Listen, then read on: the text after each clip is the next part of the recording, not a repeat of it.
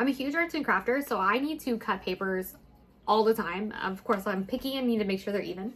So I wanted to give this paper trimmer a try. This particular one is 38 centimeters across, so it's perfect for larger sheets of paper. I love that this has this arm that can swing out, and it's 24 centimeters down right here. It's so user-friendly to use. So when you're ready to cut your paper, swing your arm out to make sure you get your straight cut.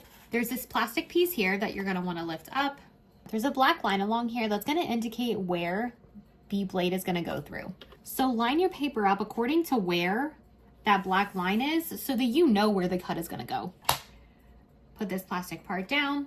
Now, if you slide your blade along just normally, it's not gonna cut through. You have to actually push down on this orange part and then slide through in order to cut your paper. And then release, and then the blade is no longer active. If you look at your paper, you can see how nicely the blade cuts along the paper. There's no rough edges. It is just a really clean cut.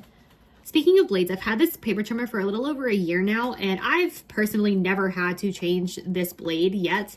In the event that you do need to change your blade, it makes it so easy to change. So you're gonna come into the middle here. To me, it's just a little bit simpler. So you're just gonna gently pull these two plastic pieces apart, and then the blade just comes right out.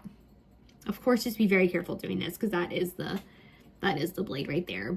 And then to put it back in, again, just gently pull these two plastic pieces apart from each other, and then just place that blade right back in, and then you're good to go.